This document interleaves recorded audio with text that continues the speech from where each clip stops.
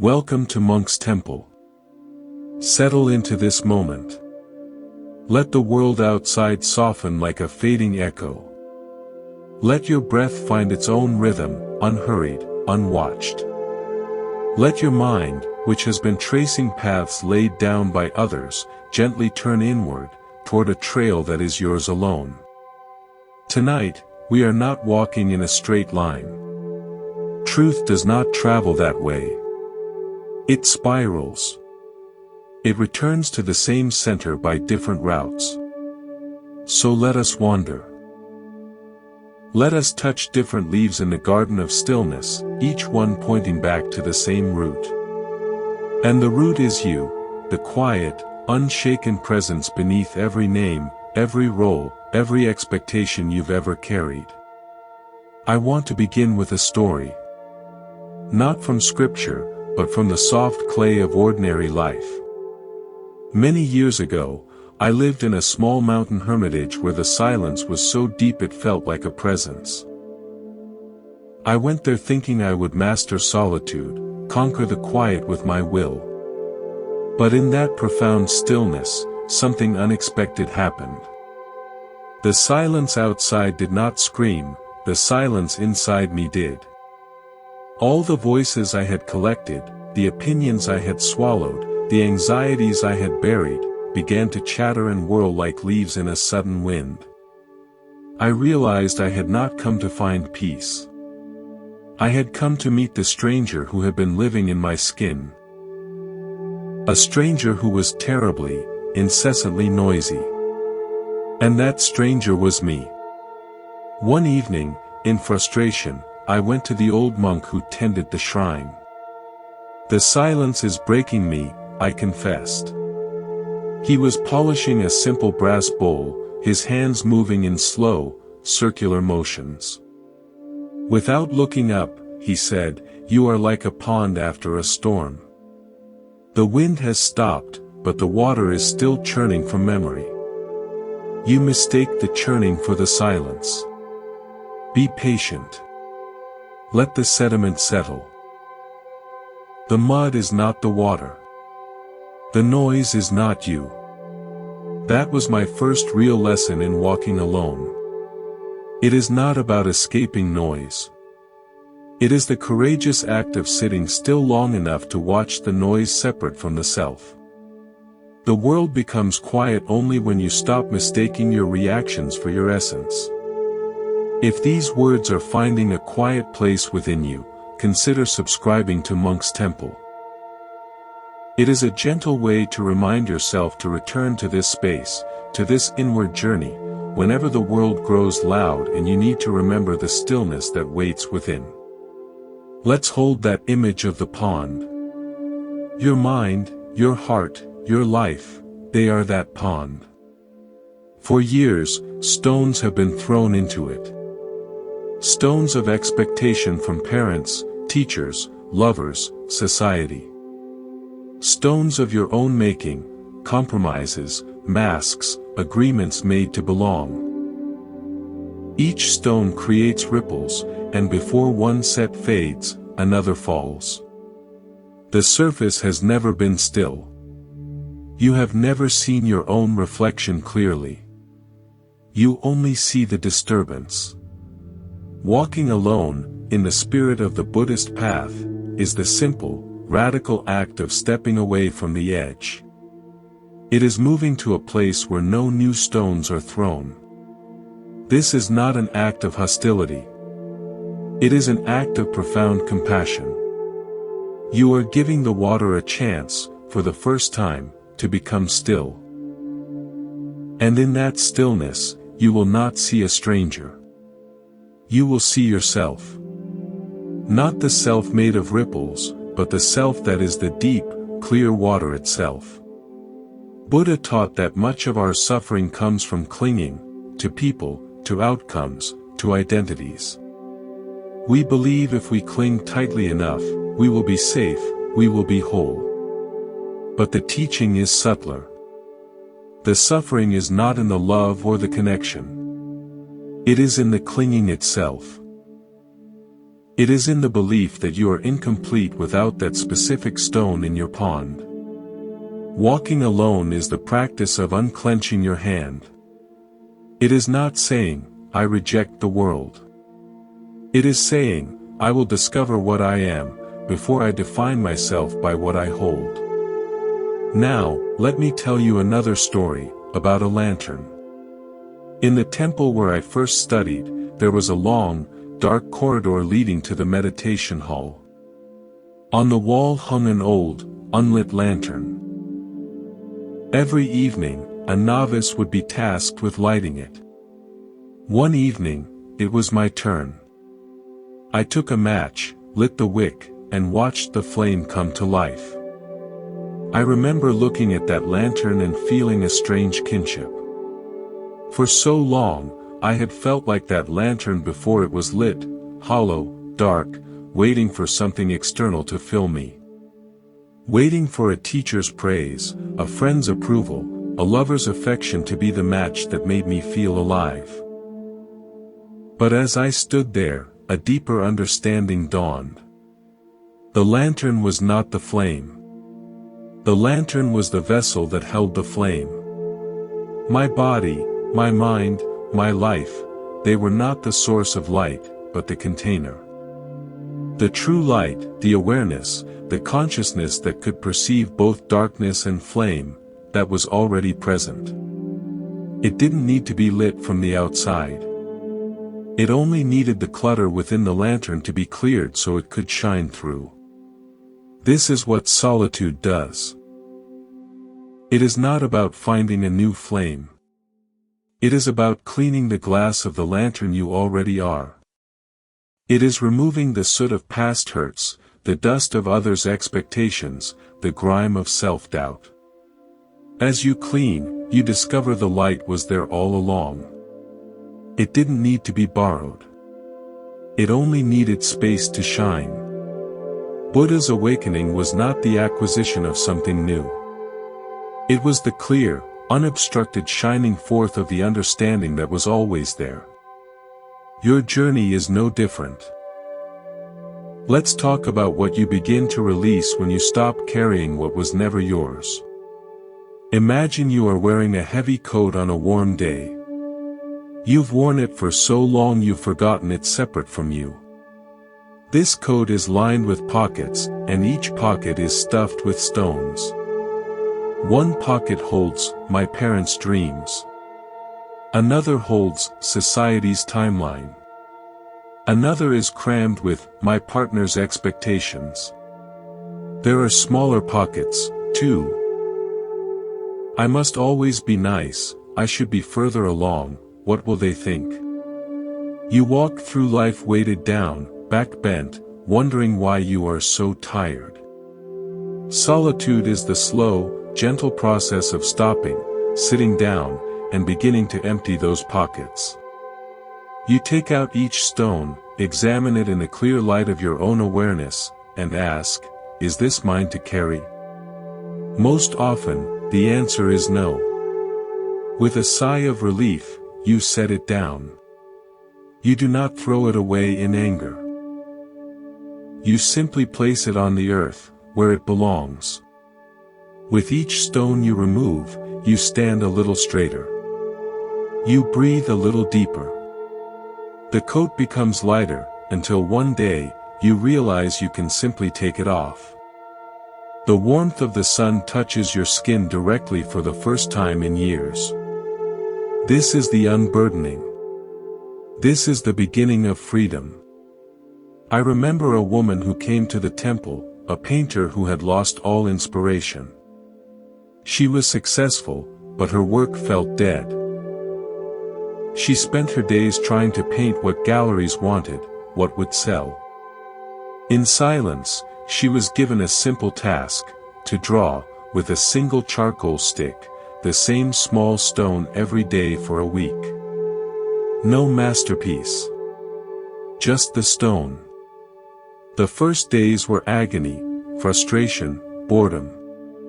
Then, slowly, her perception shifted. She began to see not a stone, but a universe of textures, shadows, and silent history. She saw its imperfection, its solidity, its simple stoneness. On the final day, she didn't draw. She just held the stone and wept. She said, "I've been trying to paint everything but what is right in front of me. I've been trying to be everyone but who I am." Her creative block wasn't a lack of skill. It was the weight of 1,000 stones in her pockets, stones of market trends, critical acclaim, and artistic identity. In emptying them, she found her eye again. She found her own gaze. This is the gift of walking alone. It returns to you your own gaze, your own touch, your own voice. Not the one that echoes what you've heard, but the one that rises from the quiet center of your being. In Buddhism, we speak of suchness or tathata, seeing things as they are, in their unique, thus is nature. Solitude allows you to see your own suchness. To see yourself not as a project to be improved, but as a presence to be acknowledged. A stone is just a stone. A pond is just a pond. And you are just you, not more, not less. And in that justness lies an infinite peace. We've been speaking of release, of stillness. But what grows in this new space? What happens when the pond is still and the coat is off? A new kind of intelligence begins to speak. Not the intelligence of books or debates, but the intelligence of the inner compass. It is a subtle knowing, a felt sense in the body. You face a decision and instead of making lists, you get quiet. One option feels like a closing door, a tightness in the chest. Another feels like an opening, a lightness in the shoulders. This is not magical thinking. This is your entire organism, mind, body, spirit, communicating its alignment or misalignment. When you are surrounded by noise, this signal is drowned out. In solitude, you learn its language. Buddha, after his long quest, did not find a list of rules from the gods. He sat in unwavering stillness until he touched an unshakable knowing within. He called it awakening. Your awakening may not shake the world, but it can revolutionize your life. It is the moment you trust the quiet pull of your inner compass more than the shouted directions of the world. It is the moment you realize that the most reliable guide has been within you all along, waiting for the crowd to disperse so it could be heard. This is not about becoming selfish or ignoring wise counsel. It is about becoming the final authority on your own life. You listen to advice, but you weigh it on the scale of your own inner truth. This is the mature practice of the Buddhist teaching of, be a lamp unto yourself. The teacher points the way, but you must walk it. You must verify the truth with your own experience. Solitude provides the laboratory for that verification. So, as you rest here in these words, feel the possibility of that inner quiet. You don't need to go to a mountain hermitage. You can start tonight. Put down one stone. Listen for one whisper from your inner compass. Clean one small corner of the lantern. The journey of 1,000 miles begins with a single, quiet breath taken for no one but yourself. Let's pause here and breathe together in this stillness. When you are ready, we will continue. Let's sink a little deeper into this quiet. The first part was about stepping back, emptying pockets, and beginning to listen. Now, we move into the heart of the matter. What it truly means to build a home within yourself. Because walking alone isn't about drifting in emptiness. It is about the deliberate, gentle construction of an inner sanctuary so strong that no storm from the outside can ever collapse its walls. Think of a tree in a fierce wind. If its roots are shallow, it will be torn from the earth. But if its roots have delved deep, finding purchase in the dark, silent soil, it will bend, it will sway, its leaves will roar, but it will stand. Your emotional stability has likely been like that shallow-rooted tree. It depends on the weather being calm. It depends on the support of other trees growing close by. When the wind picks up, a conflict, a loss, a rejection, you feel yourself tipping, in danger of falling.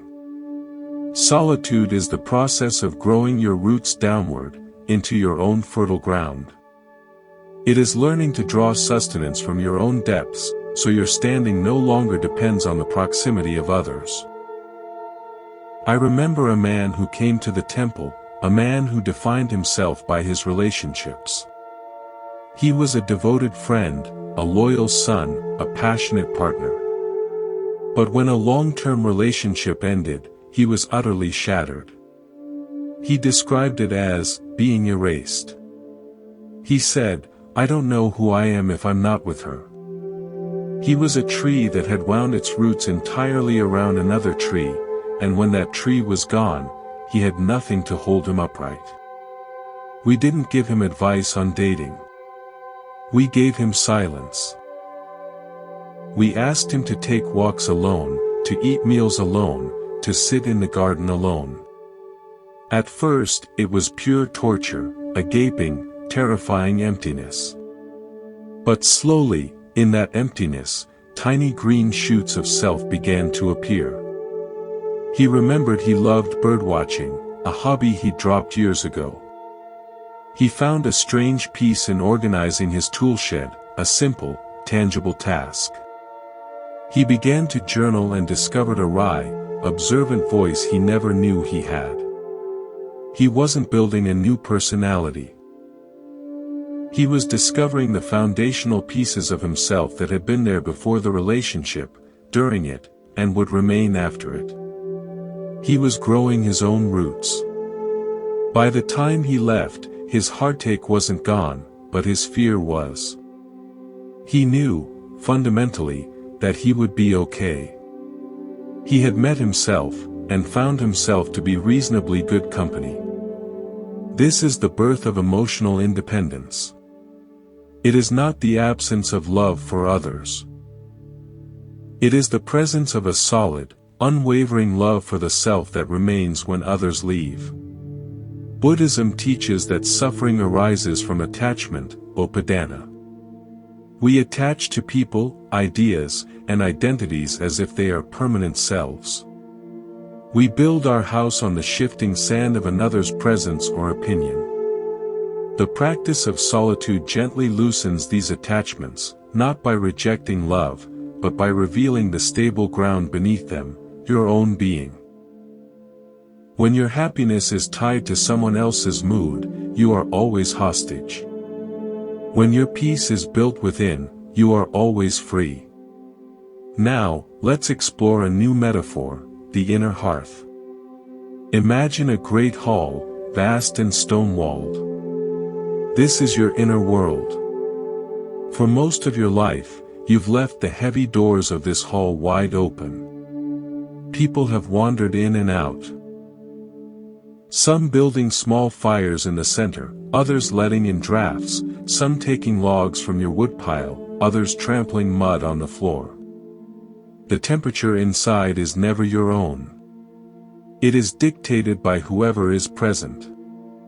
You are constantly tending to others' fires, trying to warm your hands at flames that are not yours. Walking alone is the act of gently closing those great doors.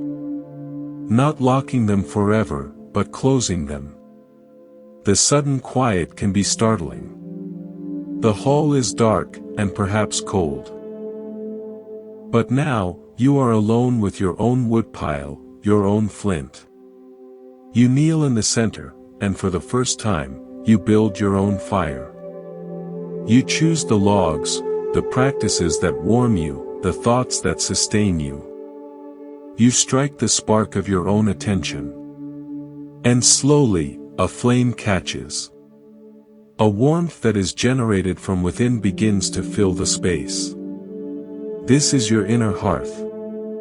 Its warmth is self-compassion. Its light is self-awareness. Once it is burning steadily, you can choose to open the doors again. People may enter. Some may add a log to your fire, and you feel warmer. Others may stand in the doorway and let in a cold breeze, but your core warmth remains. You are no longer shivering, begging for warmth from every passerby. You are the source. You can share your fire generously, because you know how to rebuild it. This is the sacred selfishness I spoke of earlier. Tending your own hearth so well that you have abundant warmth to offer, rather than a desperate, freezing need that drains others.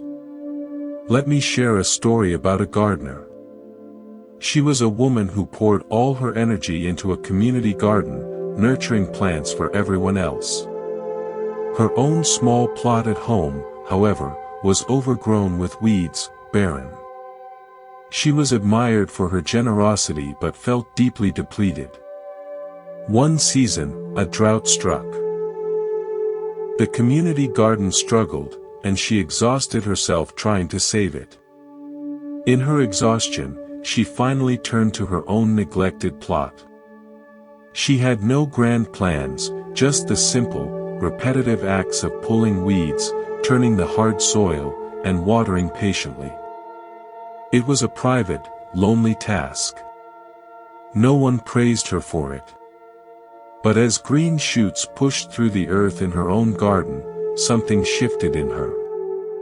She realized she had been trying to water 100 gardens with an empty cup.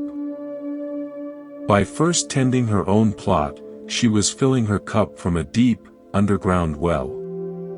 The following season, she returned to the community garden not with desperation, but with overflow. Her care was more effective because it came from abundance, not lack. Solitude is tending your own inner plot. It is the unglamorous, essential work that makes all other giving sustainable. This work leads to a beautiful and often surprising result, the refinement of your relationships. When you are no longer driven by the fear of emptiness, your connections become choices, not needs. Think of it as upgrading the currency of your relationships. Before, you might have traded in the currency of need. I need you to not leave me, so I will ignore your disrespect. Or, I need you to validate me, so I will never disagree. This currency is unstable and leads to poor bargains for the soul. When you walk alone and cultivate inner fullness, you begin to trade in the currency of choice and resonance. Your interactions become governed by a new question: does this person's energy resonate with the peace I've cultivated? Do I choose to share my well-tended hearth with them? This isn't judgment. It is discernment. It is the natural attraction of like to like. People who operate on fear, drama, and need will find less and less purchase with you. Your calm becomes a mirror that shows them their own chaos, and they will either be inspired to change or they will drift away to find a more familiar, chaotic resonance. Conversely, people who also value peace, authenticity, and growth will be drawn to your energy. They will recognize a fellow traveler. Conversations will start from a place of mutual curiosity, not mutual desperation. This is the natural, effortless filtering that solitude performs. You don't have to angrily cut people off. You simply become who you are, and the universe handles the sorting. Buddha spoke of Sangha, spiritual community, as one of the three jewels. A true Sangha is not a random crowd, but a gathering of individuals committed to awakening together. You cannot find or build a true Sangha if you are a hollow vessel looking to be filled. You can only build it when you come as a whole, illuminated lantern, seeking other lights to walk beside. Solitude prepares you for this higher quality of connection. But this path is not without its moments of stark clarity, which can feel like loss. There is a story of a musician who came to us, a man who could play any request, any crowd pleaser, but felt dead inside. He spent a week in silence, with no instrument. On the final day, he was given a simple, single-stringed instrument. He was not asked to play a song, but simply to listen to the note it made when plucked. He sat for hours, plucking that one string, listening to its decay, its resonance, its pure tone. He told me later, "I spent my life playing symphonies for everyone else. In that one note, I heard my own voice for the first time. And I realized most of the people in my life only loved the symphony. They didn't care about the note." When he returned to his life, some of those crowd-pleasing friendships faded. They were not bad people. They were just attached to the symphony, not the musician. His solitude had clarified the difference. And in that space, he began to attract collaborators who were fascinated by the exploration of a single, true note. This is the courage that solitude cultivates, the courage to be a single, clear note in a world that demands constant, complex symphonies. It is the courage to value the quality of your own resonance over the volume of the applause. So, as you rest here, consider your own inner hall. Are the doors swung wide, letting every wind dictate your temperature? Can you feel the possibility of closing them, just for a little while, to kneel and build your own fire? Can you imagine the warmth of a hearth that is yours alone? This is not an act of isolation. It is an act of creation. You are building the home you will live in for the rest of your life. Make it warm. Make it sturdy. Make it yours. Let's pause here, in the growing warmth of that idea.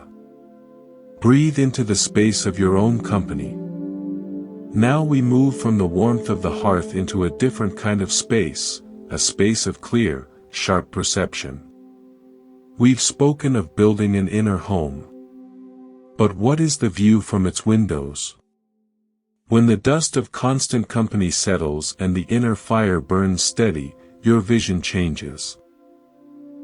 The world you once perceived through a lens of need, fear, and reactivity begins to resolve into a picture of startling clarity. This is where walking alone sharpens your mind into a tool of wisdom, rather than a repository of noise. There is a common illusion, that being surrounded by people and stimulation makes you smarter, more connected, more alive. But the Buddha's path suggests the opposite. It is in withdrawal, in viveka, that understanding deepens. The mind, when pulled in 100 directions, becomes a blunt instrument. It schemes surfaces. It reacts. In solitude, it becomes a precision tool. It discerns. It penetrates. Let me give you a metaphor, the mind as a lake surface. When you are in the social world, it's as if you are standing in that lake, surrounded by other swimmers, splashing, creating waves, stirring up sediment. The water is murky. You can't see your own feet, let alone the depths below. Every comment is a splash. Every expectation is a ripple. Your own thoughts are just more churning in the tumult. Walking alone is the act of stepping out of the lake and sitting on its quiet shore. You stop splashing. You become still. And as you watch, the waves from the others gradually subside. The sediment they stirred up begins to settle. The lake becomes calm, and then clear. For the first time, you can see all the way to the bottom. You see the ancient rocks of your own nature. You see the hidden currents of your subconscious. You see the buried treasures of your intuition, and the old, discarded fears lying like sunken logs. This clarity is not just about seeing yourself. It changes how you see everything else. I recall a businessman who visited the temple, a man who prided himself on making swift, decisive moves in a complex market. He was perpetually on, his mind a war room of strategies and counter-strategies. He came to us not for peace, but for a mental upgrade. He was given a seemingly simple task, to watch a single candle flame for 1 hour each day. No thinking about business. Just watching the flame, its shape, its movement, its color. The first few days were agony. His mind, like a caged animal, paced and raged, throwing up projections, numbers, worries. He said it felt like mental torture. But by the end of the week, something had shifted. The frantic pacing slowed. In the stillness around that one point of light, he began to notice the quality of his thoughts, not just their content. He saw how most of them were reactive, fear-based echoes of past conversations or future worries. He saw the patterns. And in seeing them so clearly, their power over him began to loosen.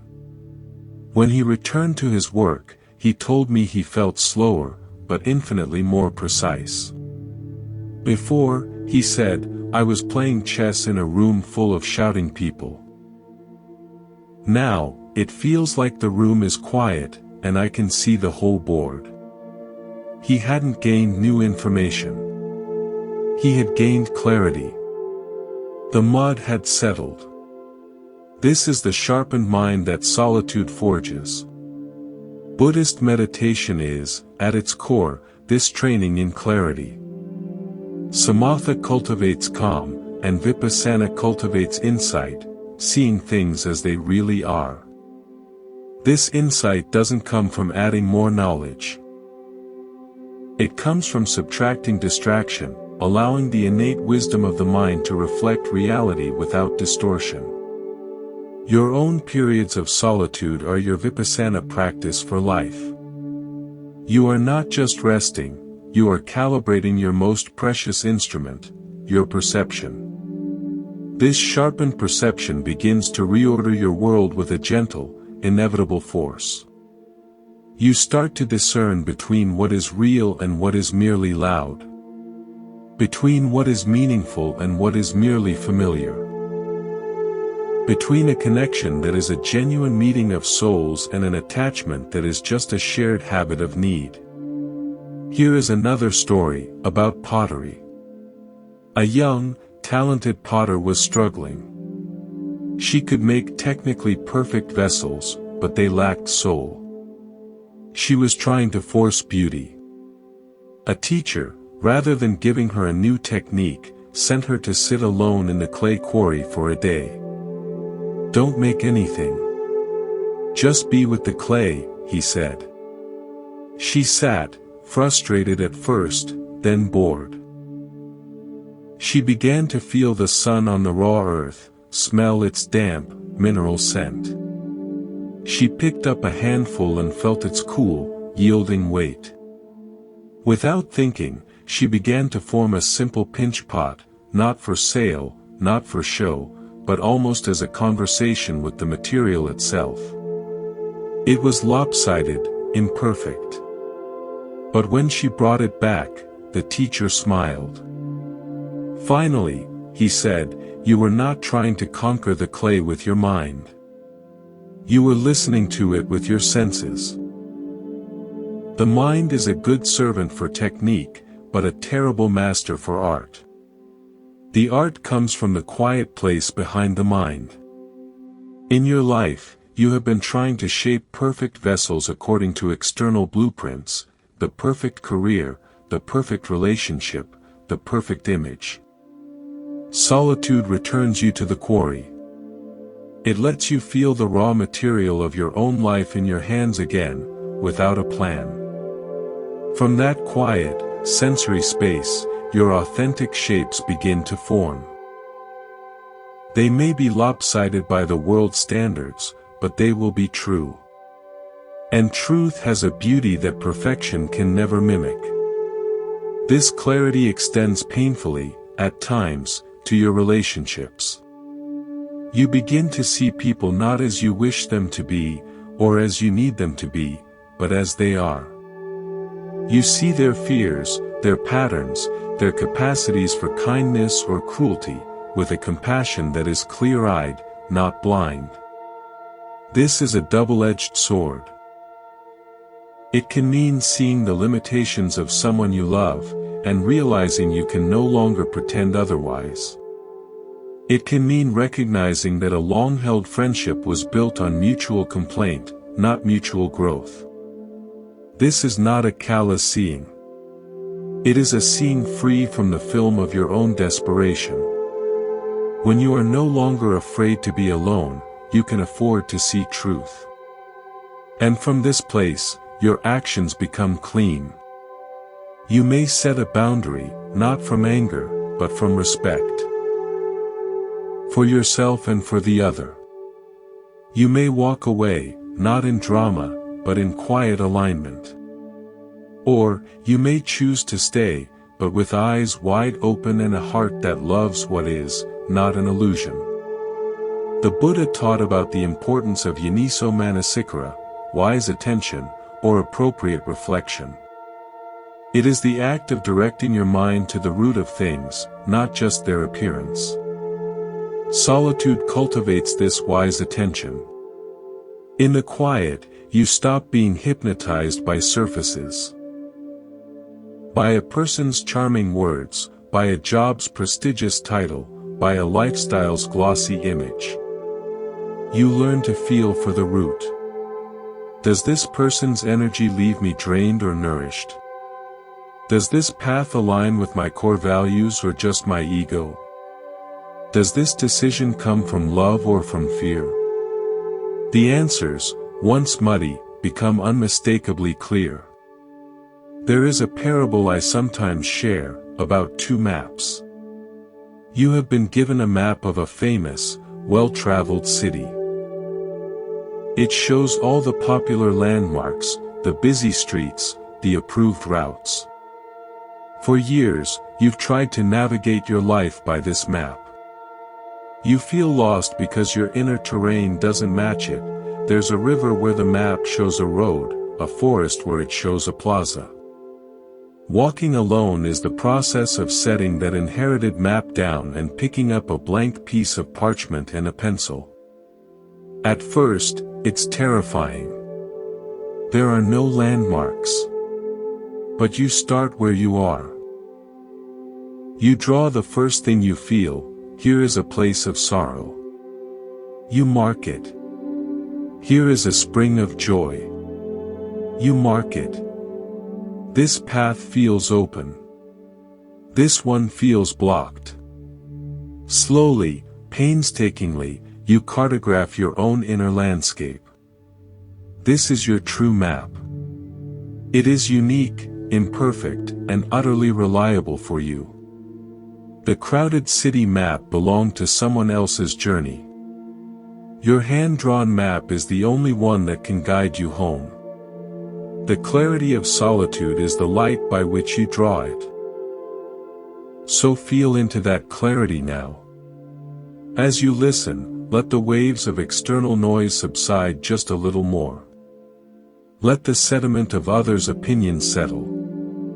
What do you see in the clear water of your own awareness? Not what you should see, but what is actually there. A rock of unresolved grief. A current of quiet passion. See it without judgment. Just see it. This seeing is the beginning of wisdom. It is the sharpened tool that will sculpt your truest life. We'll rest here, in the clear, still water of perception. We now move from clarity to a deeper, more tender terrain, the transformation of how you relate to that most fundamental of human experiences, love. Not love as a thing you get, but love as a state you are. When you walk alone, a profound alchemy occurs. You stop begging for love from the outside world, and you begin to mine the infinite vein of it within yourself. This is perhaps the most healing turn on the path. For so long, you've been taught that love is external. It is a prize you earn by being good enough, a resource you receive from another person, a validation that confirms your worth. You have been a pilgrim, journeying from person to person, holding out an empty bowl, hoping someone will fill it. And when they do, even a little, you mistake that temporary fullness for wholeness. You cling to that person, not simply because you cherish them, but because you believe they are the source of the water. This is the root of so much clinging, so much fear, so much heartbreak. Walking alone forces a beautiful, difficult confrontation. There is no one else's bowl to look into. There is only your own. And in the stark silence, you must look down into it. Is it empty? Or have you just never learned to draw from your own well? Let me offer a new metaphor, the inner spring. Beneath the ground of your being, there is a spring. A source of clear, fresh, endlessly renewing water. This water is unconditional love, self-acceptance, inherent worth. But over the years, you have piled stones over this spring, stones of, I am not enough, stones of past rejections, stones of cultural messages that say you must be different to be loved. You've forgotten the spring is even there. So you've spent your life digging shallow, frantic holes in other people's land, hoping to find water. Sometimes you find a puddle, a bit of affection, a compliment, and you think, this is it. But puddles dry up. They depend on the weather of another's mood. And so you are left thirsty again, digging more holes, growing more desperate. Solitude is the patient, deliberate work of returning to your own land, clearing away those heavy stones, and rediscovering your spring. At first, it's just damp earth. Then mud. Then a trickle. You learn to cup your hands and drink from yourself. The taste is unfamiliar, a clean, mineral truth. It doesn't give you the sugary rush of external praise. It gives you sustenance. It hydrates you at the cellular level of your soul. Once you have a reliable connection to this inner spring, your relationship to external love changes completely. You no longer go to others with an empty bowl. You go with a full cup, and you can say, I have plenty. Would you like to share? This is love from abundance, not lack. It is the only love that is truly free. Buddha taught that the greatest love is metta, loving kindness, a boundless, unconditional friendliness that begins with oneself. The practice always starts with directing metta toward yourself. May I be safe. May I be happy. May I be healthy. May I live with ease. This is not selfish. It is foundational. You cannot genuinely wish others well from a place of self-loathing or emptiness. It will always be tinged with need, with transaction. By walking alone and tending your inner spring, you are practicing the deepest metta. You are becoming a friend to yourself. And from that solid friendship, all other love flows outward, pure and unattached. I have a story about a wall. A woman came to the temple who had been hurt in many relationships. To protect herself, she had built a high, thick wall around her heart. The problem was, the wall worked too well. It kept pain out, but it also kept her locked in, cold and lonely. She thought the solution was to find someone special enough to climb the wall. We suggested something else. Instead of focusing on the wall, focus on making the space inside the wall so beautiful, so warm, so inviting that the wall itself became less necessary. She spent months in solitude, not as a punishment, but as a renovation project. She planted an inner garden. She built an inner hearth. She learned to sing to herself. She befriended her own solitude. Slowly, the wall didn't feel like a fortress anymore, it felt like a simple garden fence. And from a place of inner abundance, she could choose to open the gate, not because she needed someone to save her from loneliness, but because she had beauty inside she wished to share. The love that eventually found her was drawn not to a vulnerable victim behind a wall, but to a radiant gardener within a gate. This is the transformation. You stop looking for a landlord to rent you space in their heart, and you become the peaceful owner of your own inner estate. Your love becomes less about pleading and more about sharing. Less about capture and more about invitation. This inner shift has a powerful, clarifying effect on your outer world. You develop what I call truth touch. You can instantly feel, in your body and spirit, the quality of the love being offered to you. You can distinguish between the metallic taste of love that comes with conditions and the nourishing warmth of love that is freely given.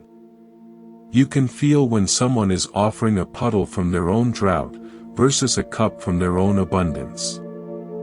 With this truth touch, your tolerance for what you call love undergoes a radical purification.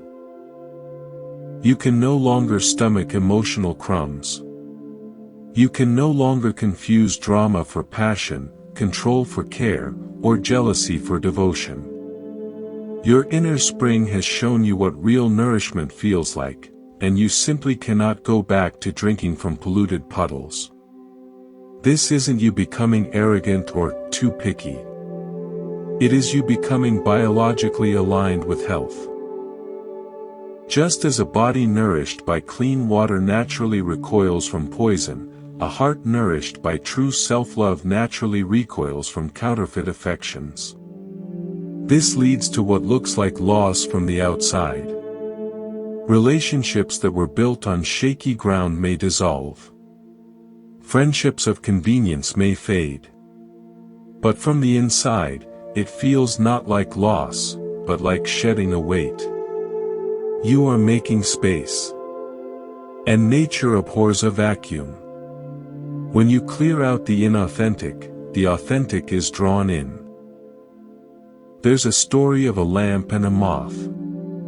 Before, when your inner light was dim and flickering, you attracted moths, creatures drawn to a weak, confused glow, who would flutter around you, sometimes burning themselves, sometimes just adding to the chaos. As you tend your inner spring and build your inner hearth, your light becomes steady, strong, and sun-like. The moths can't handle this light, it's not what they seek. They drift away. But other kinds of creatures are drawn to a steady sun. Butterflies that thrive in clear light, bees that come for genuine nectar, other radiant beings that recognize your light because they have cultivated their own.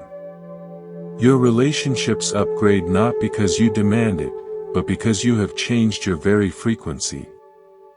The Buddha's path culminates in freedom, freedom from suffering, freedom from attachment. This inner cultivation of love is the ultimate freedom. You are freed from the marketplace of validation. You are freed from the roller coaster of external approval. Your sense of worth becomes weatherproof, internal, and unassailable. You realize the love you were seeking so desperately was never something to be acquired. It was a quality of your own awareness to be uncovered. It was the water in your own spring, waiting for you to stop digging elsewhere and simply start drinking.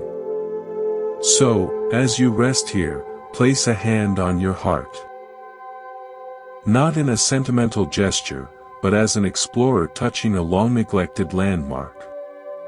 Beneath the ribs, behind the stories, under the old stones of not enough, feel for the damp earth. Sense the possibility of the spring. You don't have to fully uncover it now. Just acknowledge it's there. Your own source. Your own love.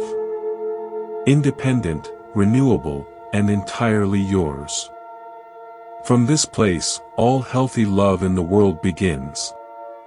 Let's pause here, at the edge of this inner source. Now we come to a place of profound inner strength, not the kind that flexes and shouts, but the kind that is silent, unmoving, and unshakable. Walking alone dismantles the greatest illusion you've been sold, the illusion that you are weak without others. Society whispers this lie from childhood, that your strength is in numbers, that to be alone is to be vulnerable, that independence is a last resort for the unlovable. Solitude quietly, persistently, proves this false. It reveals to you a fortitude you didn't know you possessed, a backbone of spirit that was there all along, waiting to be discovered. Think of a bridge. For years, you've believed your stability came from the many cables attached to you, cables of friendship, romance, family approval, social status. You thought these cables were holding you up. But what happens in a storm? The cables strain, they snap, they pull in different directions. You are left swaying violently, feeling that without them, you will collapse into the chasm. Walking alone is the process of discovering the central pillar of the bridge itself, the one that is anchored deep in the bedrock of your own being. This pillar was always there, doing the real work of holding the structure, but you were so focused on the rattling cables that you never noticed its silent, immovable strength. Solitude is the storm that, one by one, tests those external cables. Some hold, some fray. But as each one falls away, you make a terrifying and then glorious discovery: the bridge is still standing. The central pillar is holding. You are not the cables. You are the pillar.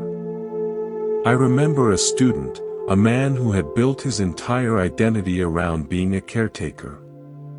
He was the rock for his family, the problem solver for his friends. When a series of events left him temporarily unable to fulfill those roles, when he was the one who needed care, he experienced a crisis that felt like disintegration. If I'm not needed, he asked, then who am I? We encouraged him to step back, to let others manage, to be alone with the question. In that fearful emptiness, a new consciousness emerged. He discovered he had a calmness that didn't depend on fixing things. He had a patience not tied to outcomes. He found he could sit with his own discomfort without rushing to make it go away. He told me later, I thought my strength was in being useful to others. I found out my real strength was in being present with myself. The first was a role. The second is who I am. His pillar had been there all along, disguised as a tool for others. Buddhism teaches about virya, often translated as energy, perseverance, or heroic effort. This isn't about forcing your will on the world. It is the courageous energy required to face yourself, to endure the unsettling quiet, to stay with the practice when everything in you wants to run back to the noise. This is the energy that builds the inner pillar. Every moment you choose to stay in conscious solitude, you are pouring another layer of concrete into your foundation. You are proving to yourself, through direct experience, that you can endure, you can exist, you can even find peace, without the scaffolding of others' expectations. This realization shatters the economy of fear that has run your life. So many decisions, staying in unfulfilling jobs, remaining in draining relationships, silencing your voice, are made from the fear that you cannot survive alone. That you are not enough on your own. Solitude systematically dismantles this fear by providing the evidence of your own sufficiency. You survive a lonely evening. You navigate a difficult decision without advice. You comfort your own sadness. Each time, you gather proof. The fear, which was like a shadow on the wall, begins to shrink in the steady light of your own demonstrated capability. Let me share a metaphor, the deep-rooted tree versus the weather vane. Most people live as weather vanes. Their direction, their mood, their sense of self, spins with the changing winds of social opinion, relational dynamics, and external validation. One day they point north with confidence, the next, a storm of criticism swings them due south. They are utterly reactive, and their existence is defined by which way the wind is blowing. Walking alone is the process of becoming a deep-rooted tree. The winds still come. The storms still rage. The weather vanes around you spin frantically. But you are no longer a device designed to measure the wind. You are an organism designed to grow. Your roots go down into the dark, silent soil of your own values, your own truth, your own experienced wisdom. The winds may shake your branches, strip your leaves, but your core remains unmoved. Your direction is not dictated by the latest gust, but by the slow, sure pull of life toward the light. You are grounded, not in the shifting opinions of others, but in the unshakable fact of your own being. This transformation rewrites your entire life script. You are no longer an actor anxiously reading lines written by others, hoping for applause. You become the author, writing from a place of inner authority. Your choices begin to emanate from this deep-rooted place. You leave situations not in a flurry of reactive emotion, but in a calm, rooted knowing that the soil there is no longer fertile for you. You speak your truth not to provoke or please, but because it is an authentic branch growing from your trunk. I think of a story about a tailor. He was renowned for making beautiful garments that perfectly fit the latest fashion. He was always busy, always admired. But he felt like a ghost. One season, he decided to close his shop for a month. No clients, no fashion magazines. He spent his days mending his own old clothes, the simple, worn things he loved. He took walks with no destination. In that quiet, he remembered his grandmother teaching him to sew, not for fashion, but for durability, for comfort, for love. He felt a nostalgia not for the past, but for a feeling of integrity he had lost. When he reopened, he didn't go back to chasing trends. He began creating simple, timeless pieces based on the principles of comfort and honest craftsmanship. He lost some flashy clients, but attracted others who were tired of disposable fashion and sought something real. He said, "I stopped being a mirror reflecting everyone else's style. I became a stone with my own texture." He had found his roots, not in the shifting sands of the market, but in the bedrock of his own inherited and rediscovered values. This is the strength solitude gives you. The strength of texture, of substance, of inner composition. It is the antithesis of the fragile, performative strength of the crowd pleaser. It is a strength that is quiet, organic, and self-renewing. So feel into that. As you listen, imagine your awareness sinking down, past the busy thoughts, past the fleeting emotions, down into a place of quiet solidity. You are not a weather vane. You are a tree. You have roots. You may not see them yet, but you can feel their potential. Your strength does not come from being admired from the outside.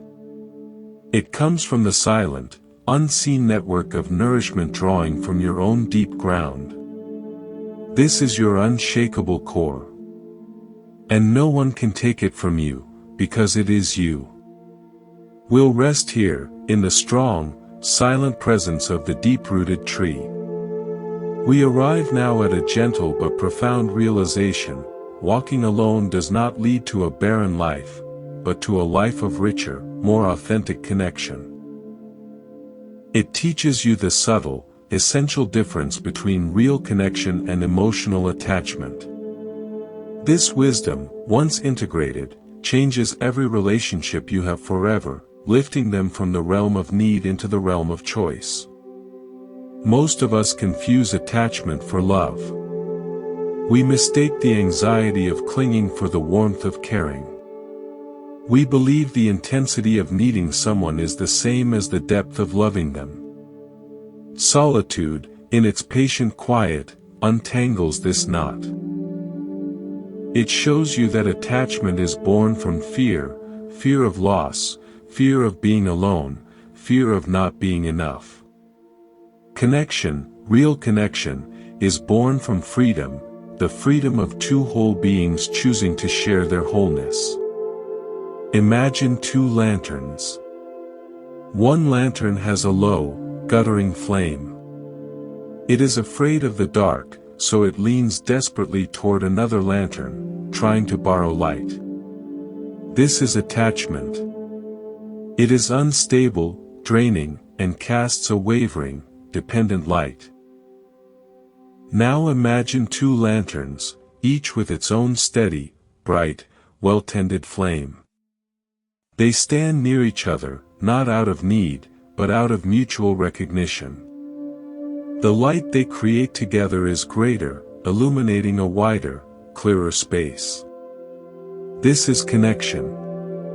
Solitude is the process of tending your own flame to brightness, so you can participate in this second, more luminous kind of meeting. Buddha taught that suffering arises from craving and clinging. Much of what we call love is often subtle clinging, clinging to a person for identity, for comfort, for a sense of worth. Walking alone forces you to release that cling. You have to find your identity, your comfort, your worth within. What remains, when you return to relationship, is not clinging, but a clearer, purer affection. It is love that wishes for the other's happiness without demanding that their happiness be the source of your own. This is the love described in the Brahmaviharas.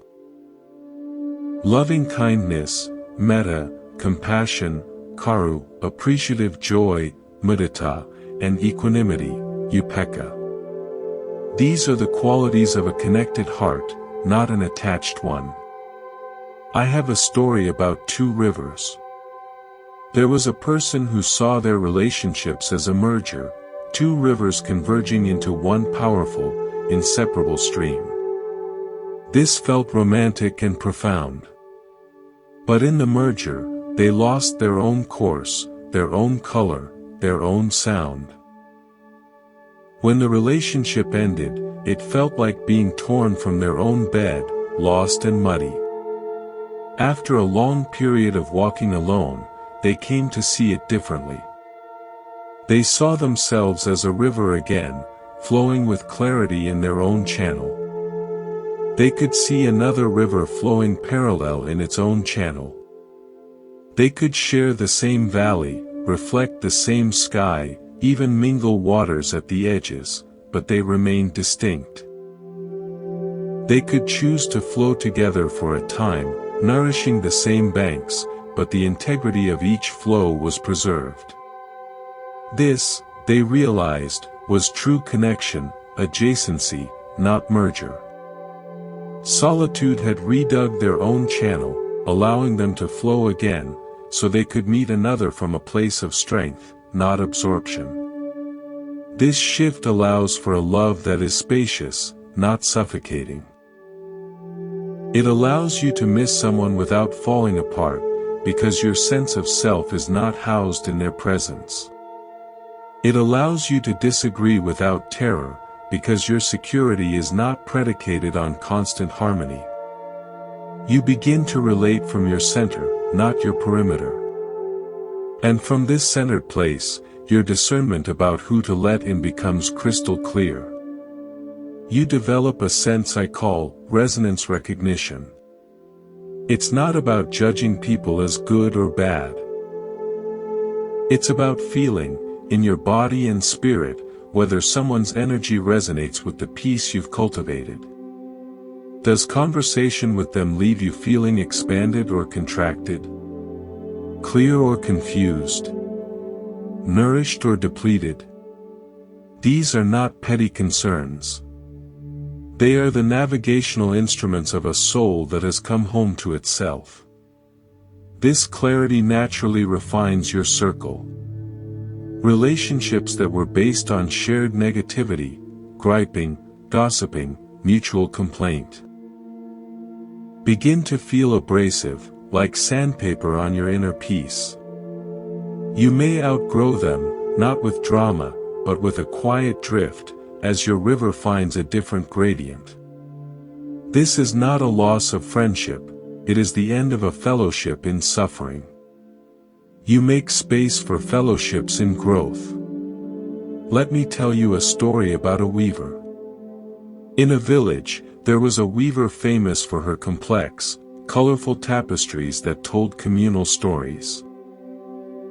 But in her heart, she longed to make a simpler, more personal cloth, one that held the quiet shades of her own soul. Whenever she tried, villagers would visit, offering helpful opinions, pulling threads, adding colors of their own. The cloth became a committee project, not her own.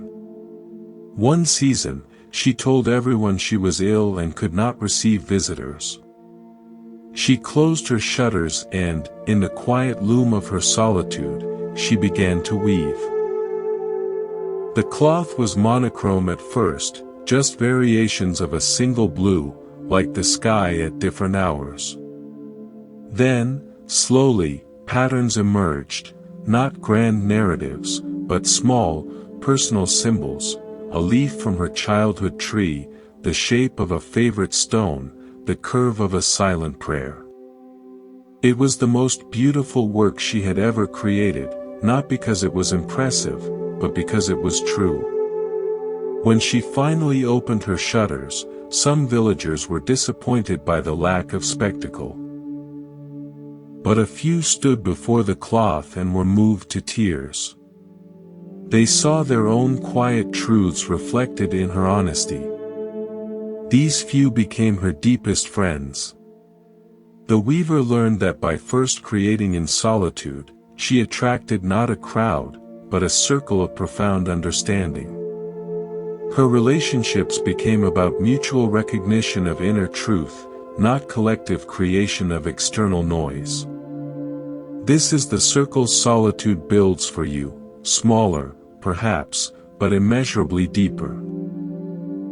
It is a circle of resonance, not of convenience. And within this circle, you experience a new kind of intimacy, one that honors solitude instead of fearing it. You can be together in silence, because the silence is rich, not empty. You can be apart without anxiety, because the connection is internal, not dependent on constant contact. So, as you rest in these words, consider the quality of your connections. Can you feel the difference between the lean of attachment and the shared light of connection? Can you sense your own channel, your own flow?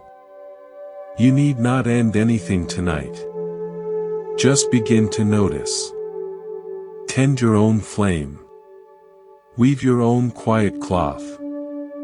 The right connections will recognize the light, recognize the pattern, and find their way to you. Not to complete you, but to celebrate the wholeness you have cultivated alone. Let's pause here, in the spaciousness of this kind of connection. We now enter a space of profound peace, not a peace that is borrowed from calm circumstances, but a peace that is built within, brick by mindful brick, in the quiet workshop of solitude. This is the peace that becomes your inner atmosphere, a steady climate of the soul that no external storm can fundamentally change. Walking alone teaches you not just to find this peace, but to become its architect, its guardian, and its living embodiment. Most people chase peace as if it were a destination. I'll be peaceful when I finish this project, or I'll find peace when I'm in that relationship, or peace will come when everyone approves of me. This makes peace fragile, contingent, always just out of reach. It turns peace into a prisoner of conditions. But the Buddha taught a peace that is unconditional, santi, a peace that is the nature of a mind free from craving and aversion. This peace isn't found by changing the world around you. It is cultivated by changing your relationship to the world within you. And that relationship is refined in solitude. Imagine your mind as a sky. Normally, it is full of weather, clouds of worry, gusts of irritation, storms of anxiety, the constant precipitation of thoughts. You spend your life trying to control the weather, chasing sunny days, hiding from storms, complaining about the wind. You believe your peace depends on the weather being just right. Walking alone is the practice of moving your awareness from the weather to the sky itself. You learn to identify less with the passing clouds and more with the vast, open, unchanging space that holds them. A storm may rage, a loss, a fear, a disappointment, but you begin to know yourself as the sky that contains the storm, not as the storm itself. The sky is not damaged by the weather. It is simply the context in which weather happens. This shift in identity, from the content of your experience to the awareness that holds it, is the foundation of unshakable peace. I recall a woman who came to the temple, a professional negotiator who lived in a state of constant low-grade tension. She was excellent at resolving external conflicts but had no idea how to negotiate peace within herself. Her mind was a boardroom in permanent session. We gave her the simplest of instructions. For 10 minutes a day, she was to sit and listen to the most mundane sound she could find, the hum of the refrigerator, the distant traffic, the tick of a clock. Not to analyze it, just to listen.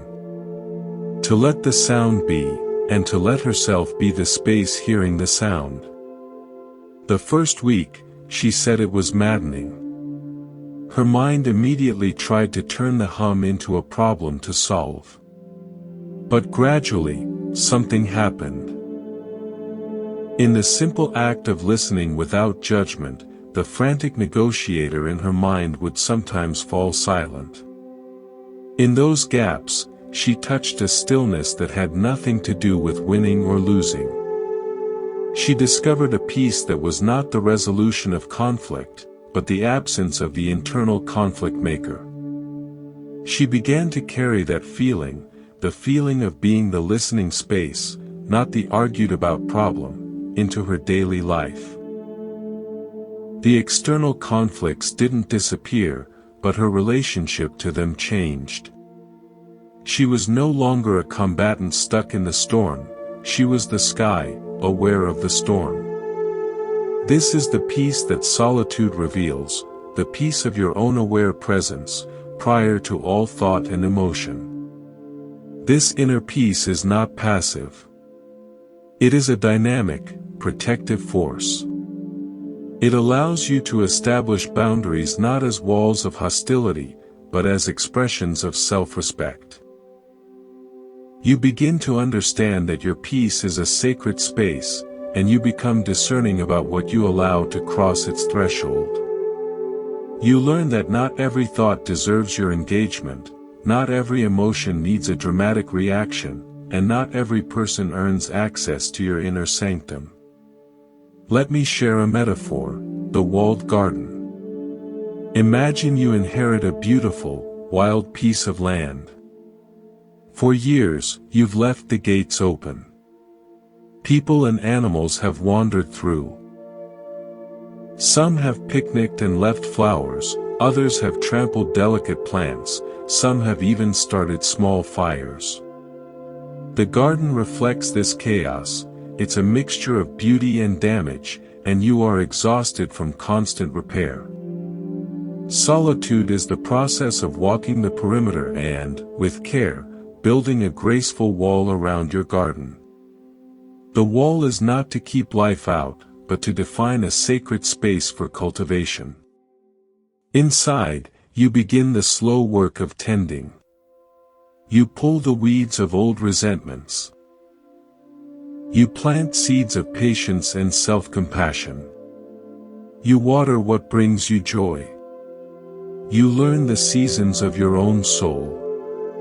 As the garden within the walls becomes more peaceful and beautiful, your relationship with the outside world changes. You can now choose to open the gate and invite someone in to share the beauty. Or, you can observe someone being destructive outside the wall and simply choose not to open the gate. The wall is your conscious boundary, maintained by the wisdom you gained in solitude.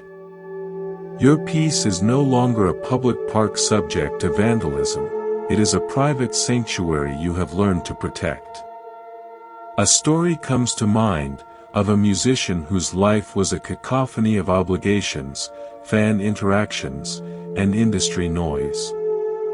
He felt his original love for music dying beneath the clutter. He rented a small, silent cabin for a month, taking only a single, simple instrument. His goal was not to compose, but to decompose. To strip away. For days, he did nothing but sit in silence, allowing the accumulated noise in his mind to settle. Then, he began to play only single notes, listening to their decay into the quiet. He practiced listening to the silence between the notes. In that spacious silence, he found a peace deeper than any applause. He realized the music he loved lived in that silence, the notes were just the ornaments. When he returned, he didn't just write new songs, he carried that inner silence with him. It became a filter. The blaring demands of the industry now seemed to happen on the other side of a thick, soundproof glass. He engaged with his work from a place of inner quiet, and ironically, his music became more powerful than ever. He had built a walled garden for his creativity, and from its peace, his true art could grow. This is the practical magic of solitude. It doesn't remove you from life. It installs a center of peace within you from which you can engage with life wisely. From this center, you stop reacting from a place of triggered emotion and start responding from a place of chosen principle. A rude comment might arise, but instead of it triggering a storm of anger in your sky, you see it as a passing cloud. You have the space to choose your response, or to choose no response at all. This is true power. The Buddha taught the practice of upekkha, equanimity. A balanced, unshakable mind in the face of life's 8 worldly winds, gain and loss, fame and disrepute, praise and blame, pleasure and pain. This equanimity is not cold indifference. It is the profound peace of a heart that is no longer jerked around by the constant tug-of-war of craving and aversion. It is the peace of the walled garden, where the external winds may blow, but the inner climate remains your own. So, feel into that possibility now. Sense the sky of your own awareness, vast and undisturbed behind the current weather of your thoughts. Envision the walled garden of your spirit. You are both the gardener and the garden. The peace you seek is not a thing to be found, but a space to be cultivated, a relationship to be nurtured, with yourself. Every moment of conscious solitude is an act of tending. Every breath taken in quiet awareness is a seed of peace planted. Let's rest here, in the deep, cultivated silence of the inner garden. And now, we come to the gentle completion of our circle. We began by stepping away from the noise, and we end by understanding that this journey was never about leaving, but about arriving. Arriving at the most profound homecoming you will ever know, the return to yourself. Walking alone culminates in a simple, life-altering realization: you were never incomplete. You were simply unexplored. The solitude you may have feared is, in truth, the sacred space where you meet your own wholeness. All the metaphors we've wandered through, the still pond, the inner hearth, the deep-rooted tree, the walled garden, they all point to this same, quiet center. A center that does not need to be built from scratch, but uncovered. A center that has been waiting beneath the layers of doing, performing, and pleasing. Buddhism calls this your Buddha nature, the inherent potential for wakefulness and peace that is your birthright. Solitude doesn't give you this nature. It simply removes the clutter that has been hiding it from your own sight. Think of a diamond that has been buried in dark, heavy clay. For years, you've been looking at the clay, thinking it is you. You've been trying to polish the clay, decorate it, make it acceptable. It is exhausting, because clay will always be clay, muddy, shifting, unrefined. Walking alone is the patient process of washing away that clay.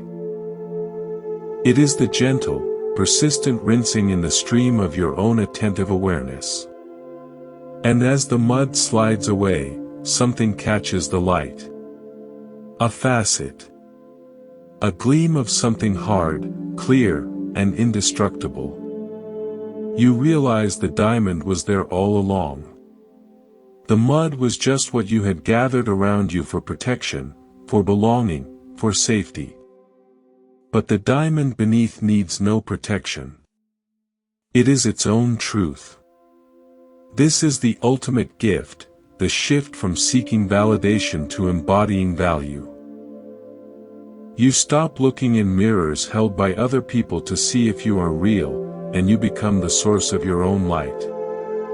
Your worth is no longer a question to be answered by the world, but a fact to be lived from within. This is true spiritual authority. The Buddha sat under the Bodhi tree and, in the deepest solitude, did not receive a message from the gods. He realized an eternal truth within the structure of his own being. Your path is the same in essence.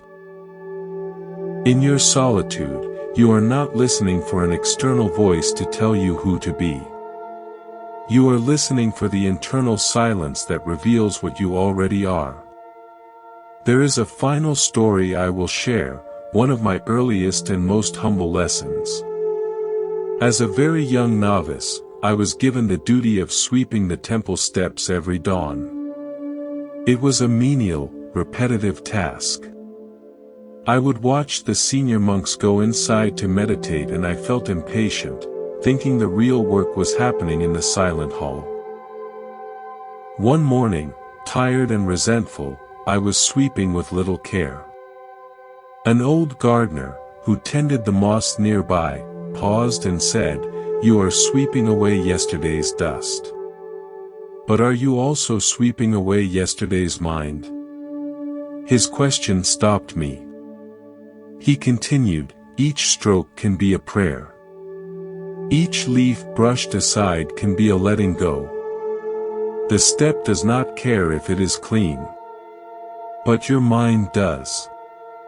From that day, I began to sweep in conscious solitude. The simple motion became my meditation.